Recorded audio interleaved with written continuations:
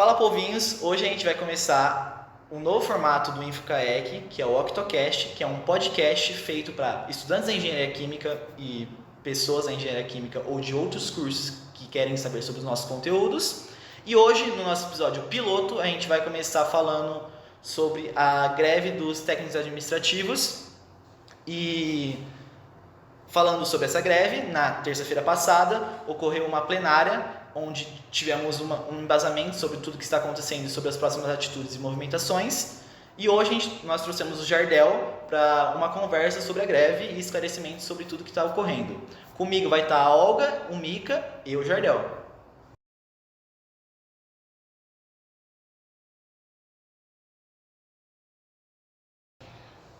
Oi, gente, eu sou a Olga, diretora do Assuntos Acadêmicos. Oi, gente, eu sou o Mikael, eu sou o presidente do Centro Acadêmico de Engenharia Química. Eu sou o Jardel, sou servidor aqui do IQ, da Startup. Bom, Jardel, acho que para a gente começar assim, a gente queria que você contextualizasse um pouco sobre o cenário atual dos servidores públicos na Unesp e toda essa mobilização que estão fazendo agora. Bom, a gente tem uma pauta de reivindicação, principalmente salarial, entre outras, né? Mas essa é a principal. Está sob negociação, mas andando bem devagar. Então, a gente está acompanhando algumas reuniões, fazendo vários pedidos. A situação atual, assim, resumindo bastante, é que a gente está esperando uma resposta para tentar colocar a nossa reivindicação na próxima reunião do CAD, que é um dos colegiados principais, que é uma sigla, né? Conselho de Administração e Desenvolvimento, que é onde se trata do dinheiro que a Unesp vai usar. Então, por enquanto, estamos nessa esperança. Então, com o aumento da arrecadação do ICMS, que superou 160 bilhões ali, você acha que é possível uma conversa maior com o CAD e como que eles lidaram assim, com a mobilização dia 21, quarta-feira? Bom, essa arrecadação aí é um fator que nos favorece, né? Mas ao mesmo tempo, sempre que entra mais dinheiro, não necessariamente vem para cobrir essa pauta, né? Então, a Unesp tem outras demandas, obras, etc. Então, a gente fica em cima mesmo para conseguir essa prioridade, né? E as movimentações, assim, apesar de algumas não envolverem tantas pessoas, sempre acho que tem seu efeito, porque incomodam e são uma forma de pressionar mesmo e ver que as pessoas estão mobilizadas. Então, por hora, estamos otimistas, mas assim, é aquela história, como tudo tem um trâmite, eu acho que nesse momento estamos aguardando, fazendo tudo certinho para não chegar lá no final e falar que você seguiu o caminho errado, entendeu? Sim. Uma coisa assim que eu sempre fiquei muito curioso sobre é que a pauta do orçamento da Unesp ela é sempre tratada como se fosse o cenário apocalíptico, né? De que o dinheiro ele não existe para fazer qualquer tipo de coisa. Só que ano passado a gente recebeu a notícia de que a reitoria tinha comprado um prédio novo lá no centro de São Paulo por dezenas de milhões de reais. E isso vai completamente em desencontro, né, com a teoria de que, nossa, não tem dinheiro para construir um restaurante universitário, fazer a isonomia salarial dos servidores, ou, tipo, contratar professores. E eu queria saber o que você acha disso. Inclusive, ano passado teve a reunião com a comissão orçamentária, né? Que eles falaram que tinha como aumentar os salários e mesmo assim eles... Justamente, o reitor costuma se proteger dessa forma, né? Ele fala, não sou eu que decido, se a comissão autorizar, a gente pode ver o que faz, mas realmente vocês conhecem todo esse contexto e é difícil, né, a gente pensar que... É o que gera uma revolta, né? Gera revolta isso, você saber que pode acontecer isso daí e simplesmente por não quererem fazer isso ou seguir em frente não fazem. Sim, teve uma visita recente, não lembro a ocasião, mas a Maísa, atual vice-reitora, e o César, que agora vai entrar com ela na chapa, né, da próxima eleição, mas no caso ele estava como chefe de gabinete. E ele soltou uma frase assim que acho que foi sem querer, mas se queimou. Ele falou, realmente, na pandemia a gente fez uma reservinha, porque não estava acontecendo aula presencial.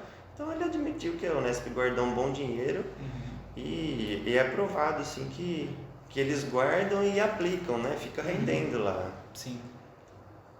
Eu acho que é bom para contextualizar no geral, falar um pouco como que está o ambiente de trabalho em relação à greve, porque se é velado tudo isso que está acontecendo, se quem está trabalhando tipo, sabe de tudo isso que está rolando, os próprios servidores, se eles estão cientes, imagino que todos estão cientes, mas como que está sendo no ambiente de trabalho, porque é complicado, né? É uma situação bem tensa de você trabalhar, seguir em frente, sabendo essa desmotivação inteira que é tudo isso que acontece. Olha, existe... isso é uma questão acho que mais complexa, porque teve gente que nem pode parar, né? Alguns serviços são considerados essenciais e outros são tema de debate, inclusive, porque na odonto, por exemplo, tem atendimento clínico, né? Então, isso envolve o SUS em um contexto maior. Mas fora isso, a gente fez um estudo rápido, passando nas sessões, ou seja, quem não sabia da greve ficou sabendo, né? Panfletando, chamando para o movimento. Mas a gente até perguntou se, por exemplo, na sua sessão, quantas pessoas trabalham, quantas pararam, se isso afetou ou não. Então, de repente, teve gente que falou que nada aconteceu, mas se você depende de outra sessão que parou, aquilo pode gerar um efeito dominó. Assim. Então, é mais desse jeito que a gente viu. E existem outras coisas também, algumas pressões e assédios, né, que não só no contexto dos funcionários em greve, a gente vê também da parte aí dos alunos, né, quando apoiam. Também, tipo, quando os docentes, como que eles lidam com isso, às vezes muitos docentes têm como correr aquela conversa, mas tem muitos que acabam reprimindo os alunos quando ocorre esse apoio. Até mesmo tipo, quando os técnicos têm muito contato com o professor também, tipo, os técnicos de laboratório, acaba ocorrendo essa repressão, mas aí é uma situação que a gente tem que lidar, tipo, ir pra frente, né? Ir pra frente. Uma coisa... Pode completar. Eu sempre tentando ali um diálogo mesmo. Uma coisa que eu queria saber de curiosidade mesmo é uma visão assim sobre o famoso ditado de que quando você é jovem você ainda tem garra, quando você é jovem você ainda quer fazer as coisas acontecer, porque quando a gente vê assim na movimentação dos servidores, sim, tem as pessoas jovens, mas o que eu enxergo é que muitos que estão ali são pessoas que já passaram por outras greves e já viveram as mudanças dessas greves e continuam apoiando o movimento, né? Por ter noção de que consegue realmente trazer mudanças, melhorar a vida da galera que está trabalhando, eles continuam lá, fazem suas falas, demonstram apoio, e aí eu queria saber o que você acha disso. Então, isso é legal porque assim, quando brincam comigo e falam que eu sou sangue novo, que eu estou com vontade também. Eu sou novo de Unesp. De idade eu também considero que sim, né? Tem gente que tem 40 anos de Unesp, eu não tenho isso de idade. Sim. Mas... e também, às vezes você vai mudando, né? Você se sente incomodado com algumas coisas e vê que você precisa agir, porque eu não considero da minha personalidade, tipo... Hoje eu sou diretor de base, é um nome bonito para quem representa o sindicato, né? Mas anos atrás não me via fazendo isso, então você vê que tem uma força, mais pessoas que pensam daquele jeito, então é um incentivo, né? Então entendo o que você está falando e pode ser que quem ainda não acordou depois mude de ideia, não sei. Acho que também é da hora de falar bastante o que os servidores esperam dos estudantes, né, em relação à greve, porque é algo que muitos estudantes, amigos meus, tudo que conversam comigo, falam muito sobre, tipo, que eles não sabem o que fazer em relação a isso, eles só ficam de mãos atadas e não sabem como vai apoiar, como pode ajudar, ou até mesmo tipo, pessoas que são contra, que não faz sentido algum, mas existem pessoas, o que fazer? O que esperam dos estudantes em relação a tudo isso que está acontecendo? Bom, se tratando de dois segmentos, acho que que são os que compõem o maior número de pessoas dentro da universidade, né?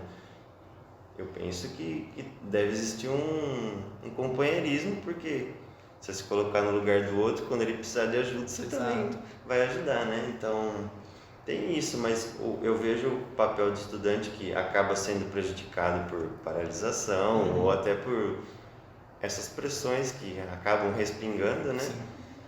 Sempre que tiver um movimento, acho que tentar entender o lado e apoiar, né? Por exemplo, a gente foi na reitoria fazer um ato lá que era num prédio que aconteceu uma reunião, mas a gente só fez número, quem fez barulho foi os estudantes, foi muito legal, né? Então, eu penso que é mais dessa forma, porque que outras maneiras, sim. né? Não, tipo, essa junção assim, entre servidores e estudantes é muito importante, até mesmo quando é levado para representação, os colegiados centrais e tal, que nós dois, tipo, os estudantes e servidores juntos, formam tipo, apenas 30% dos votos, sendo que os professores, os docentes têm 70%. Então isso é uma discrepância assim gigante, que quando a gente precisa passar alguma pauta, é preciso que tenha aquela união, porque querendo ou não, nós estudantes também temos muitas pautas, tipo, como permanência estudantil, moradia, alimentação no Rio, que a gente também, que melhoria aqui no IKEA, a melhoria dos laboratórios, tipo, às vezes contratação de professor também, isso que, puxando assim um assunto meio paralelo, isso que é engraçado, né, que tem muito professor que está sobrecarregado e ainda fica ali conformado que precisa ocorrer contratação de professor para dar uma maneirada. E os alunos, tipo, tem muitas matérias que está sem professor, que tipo, essa questão de professor substituto também tá só cada vez mais e mais professor substituto. Não ocorre lá como posso falar, um concurso para ter um professor realmente efetivado. E uma coisa que eu vejo desde que eu entrei, né? Eu não sou, meu Deus, o velho aqui da Unesp, né? Só tô 3 anos aqui só. Mas a gente percebe que mesmo tendo todas essas dificuldades, eles não cedem, né? E é o que você falou, é engraçado até de se ver, porque é visível o cansaço, é visível o sobrecarregamento. Muitos deles, a maior parte deles, na verdade, quer ensinar, quer conseguir repassar o conhecimento, mas não consegue fazer da forma que quer, porque não está bem capacitado para isso. Você está trabalhando no limite dos seus horários, muitas vezes eles, inclusive, querem pegar aulas além dos horários que eles podem, mas, obviamente, o regimento não deixa. E só vai criando essa bola de neve infinita. E o que eu penso, assim, né, é que muitas vezes é dar um passo para trás para a gente conseguir resolver o problema na frente, né? Então, obviamente, fazendo uma paralisação, a gente vai ter serviços que vão ser postergados, a gente vai ter que vir ter aula em momento que seria férias normalmente, vai ter que corrigir prova tipo em dezembro, em janeiro, mas no fim, quando passar, sei lá, 1 ano, no máximo 2 anos, que quando a gente for olhar assim, o espectro da carreira inteira deles, é uma partezinha muito pequena. Sim. Eles vão estar lá se desatolando de trabalho, vão conseguir passar mais tempo com as próprias famílias, vão conseguir aproveitar as férias deles de verdade.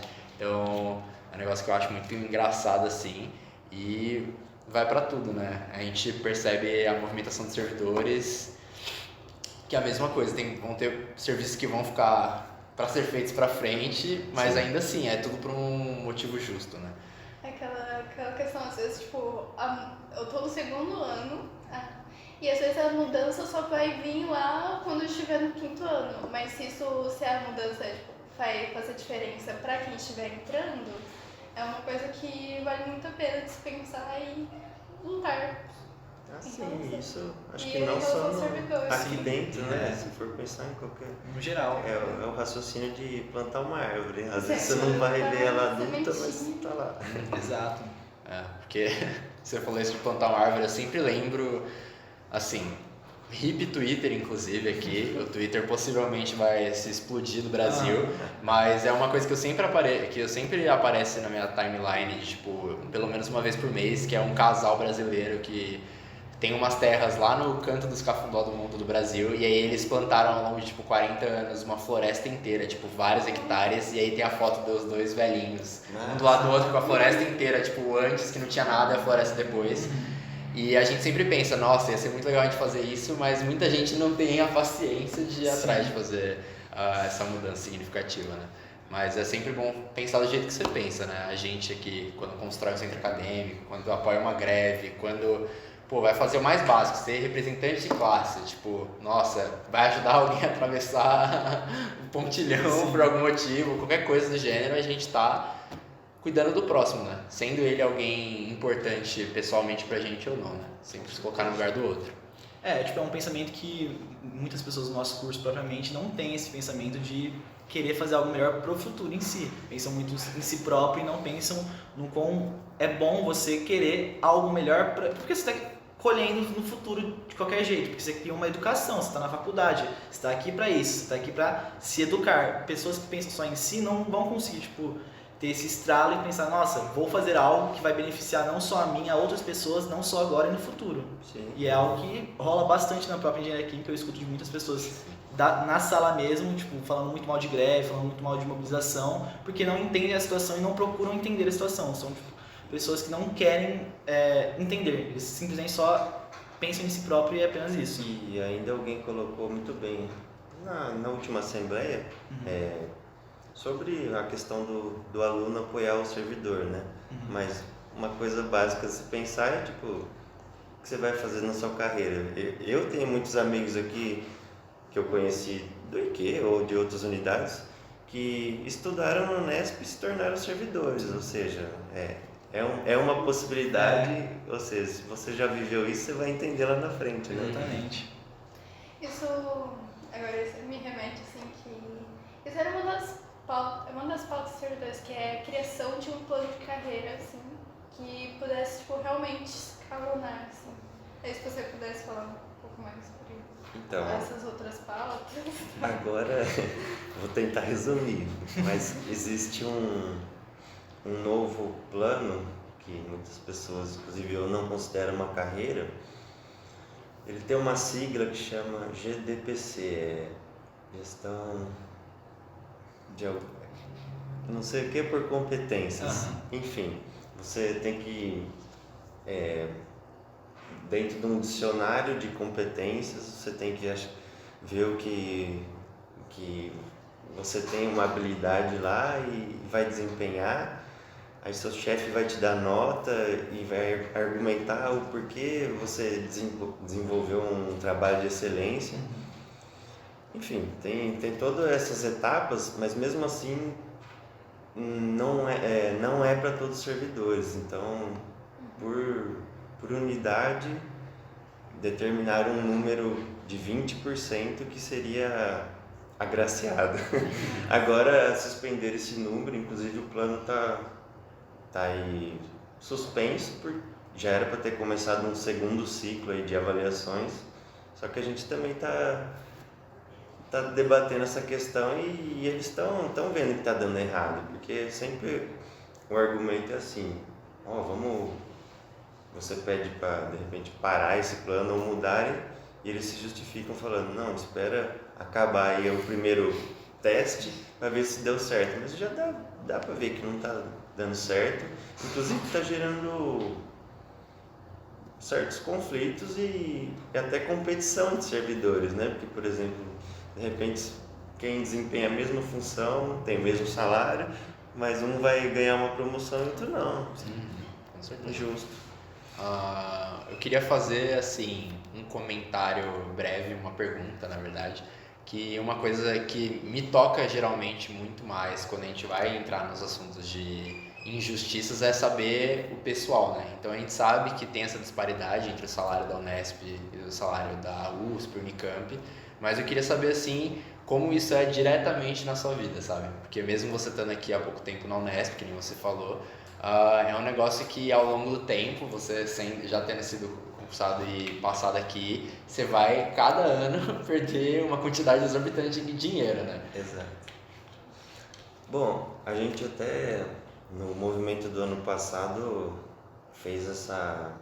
tentou fazer isso em coisas palpáveis, né? Então a gente fez vários cartazes sintetizando assim, você tem nível médio, aí em comparação com a USP você teria perdido tantos reais em tantos anos, isso equivaleria a um carro zero. Então tem isso, né? E se você for pensar assim, acho que como um gestor, é lógico que a universidade é diferente de uma empresa privada, mas isso pode influenciar as pessoas a procurarem outros meios, né? Tipo, de repente, um concurso na USP, lá é melhor eu vou sair da Unesp, então acaba desvalorizando nesse sentido, né? Mas, então isso envolve as duas coisas, né? Às vezes salário e carreira andam juntos, mas se de repente um já está mais encaminhado, até te anima mais. Isso é tipo uma forma de sucateamento da universidade. Sim, com certeza.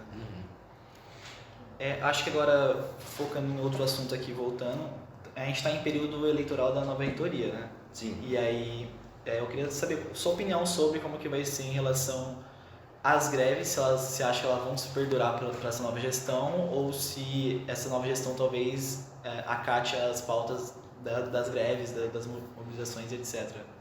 Então, eu estou na Unesp há pouco tempo, mas assim, infelizmente eu já ouvi um contexto que pessoas que trabalham 10, 20 anos, acontece greve quase todo ano, né?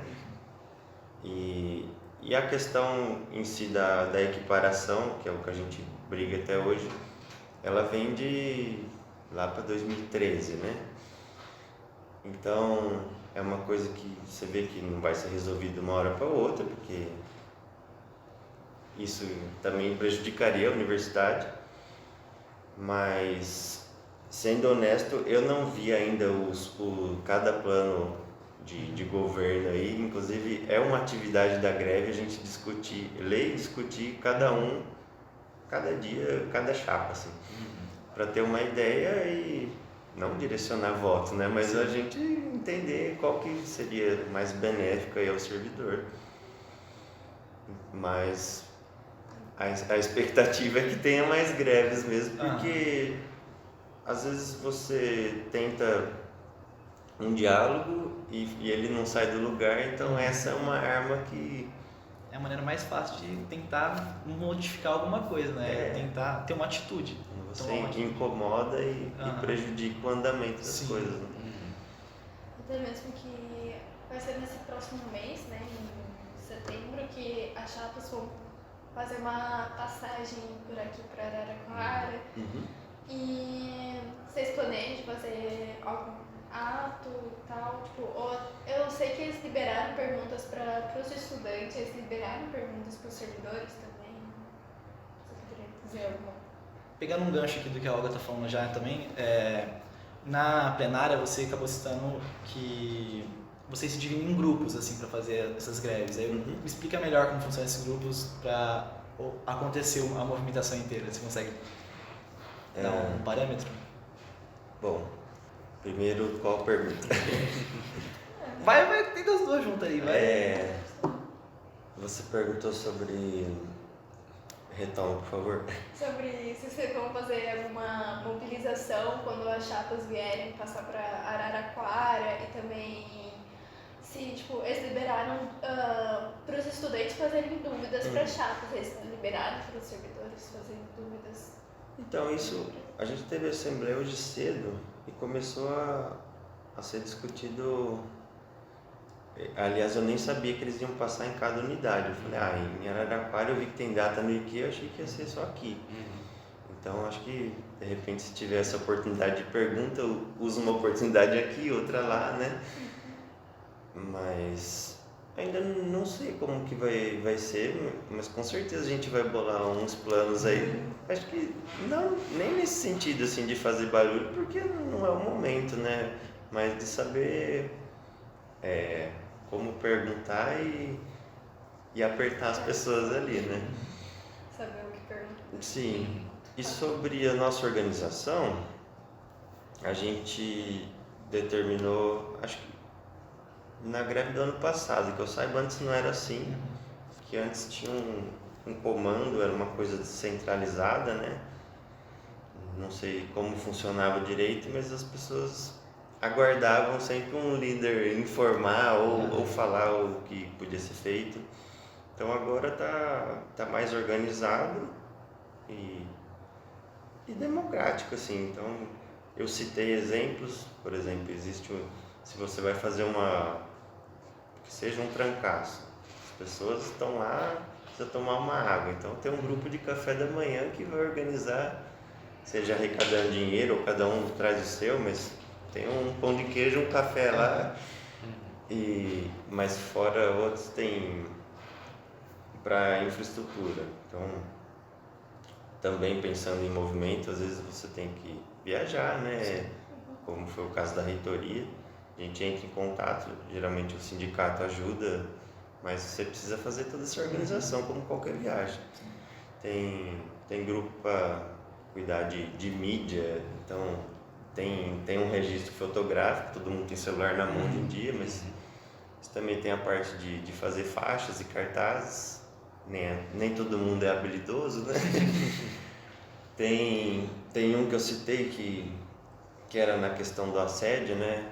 É um grupo basicamente de resolver problemas, né? Meio que um grupo de ética, assim. Isso, tem esse nome, porque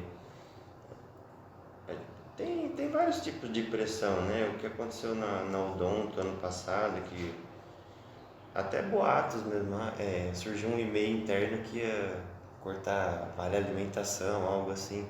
Esse tipo de coisa, igual o governo se usa das fake news, aconteceu isso. Então você tem que ir lá discutir, ver quem criou isso, provar que é mentira. Uma trabalheira.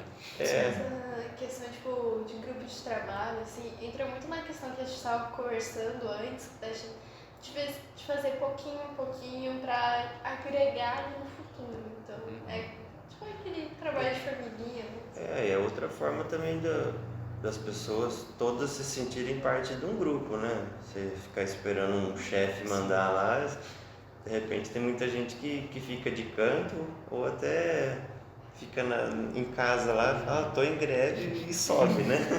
Então, acho que dessa forma é melhor. Justo. Aí, para finalizar, uma última pergunta aqui. Como que você acha que nós, estudantes, poderíamos chegar a um ponto em comum sobre o encaminhamento da greve e também sobre a questão se nós, estudantes, também eu acho que poderíamos entrar numa greve por conta de sucateamento da Unesp, que anda acontecendo bastante. Acabar juntando as pautas, sabe? Sim. Você acha que seria viável isso? Como que a gente deveria agir, realmente? Vocês falam não necessariamente nesse momento, ou... Pro futuro mesmo, assim, os passos futuros de toda a greve, se você acha que é um caminho os estudantes se juntarem com os técnicos? Eu pelo menos gostaria que fosse assim, né? Porque vocês estão apoiando, aí quando acontece o inverso, seria tipo uma traição, né? Então, eu acredito que até quem tem mais tempo de casa aí já conhece mais as necessidades dos estudantes e deve entender melhor a questão, mas eu vejo que vocês estão bem representados em colegiados e estão colocando A cara tapa. estão colocando as questões, mas assim, como eu disse no nosso caso de servidor, tipo, se a conversa não basta, às vezes você tem que dar uma apelada, né? Eu acho que até podia rebater a pergunta, né? Vocês estão sentindo que não estão sendo ouvidos? Acho que tudo encaminha.